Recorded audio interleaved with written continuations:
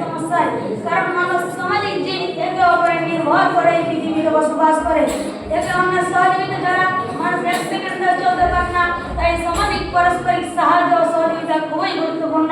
সামাজিক কাজ বলতে মানুষের কল্যাণের জন্য কার্যকর পদক্ষেপ গ্রহণ করা। সম্মানিত উপস্থিতি, আসুন আমরা মানব মুক্তির পথ ইসলাম দৃষ্টিকোণে কোরআন ও হাদিস অনুসন্ধান করি। সংক্ষেপে বলা যায়, ইসলাম হচ্ছে আল্লাহর প্রদত্ত জীবন, আল কোরআনের বিধি সমন্বিত এবং রাসূল সাল্লাল্লাহু আলাইহি ওয়াসাল্লামের পন্থায় প্রতিষ্ঠা করা। এক কথা বলা যায় যে আল্লাহর অনুসরণে পবিত্র করলেন। আমি আজকের বক্তব্যে কোরআন ও হাদিসের কয়েকটি পয়েন্টের উপর আলোকপাত করব ইনশাআল্লাহ। নাম্বার 1, যাকাত। যাকাত হলো 5 ইসলামের মধ্যে একটি গুরুত্বপূর্ণ ফরজ ইবাদত। এই প্রসঙ্গে মহান আল্লাহ তাআলা কোরআনে বলেন, ইন্নামাস সাদাকাতু লিল ফুকারা'i ওয়াল মাসাকিন ওয়াল আমিলিনা আলাইহা ওয়াল মুআল্লাফাতি কুলুবুহুম ওয়া বির রিকাবি ওয়াল গারিমিন ওয়া ফি সাবিলিল্লাহি ওয়া ইবনাস সাবিল ফরিদাতুম মিনাল্লাহ ওয়াল্লাহু আলিমুন হাকীম।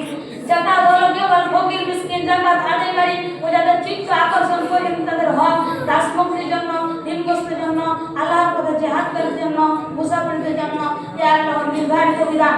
আল্লাহ সর্বজ্ঞ পরমময়। অত্র আয়াতে প্রমাণ হয় যাকাত ইসলামী অর্থনৈতিক একটি ব্যবস্থার একটি গুরুত্বপূর্ণ অংশ। এই যার দ্বারা রাষ্ট্র, সমাজ ও মানুষের একটি গুরুত্বপূর্ণ অংশ প্রকৃত হয়।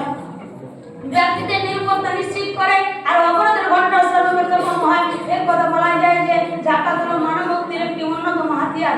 নাম্বার 2, আত্মীয়-স্বজন অবগত প্রতিবেশীদের কর্তব্য। আত্মীয়-স্বজন অবগত প্রতিবেশীদের যথাযথ কর্তব্য পালন করলে সমাজে শান্তি ও সৃষ্টি হয় বা বিরাজ করে।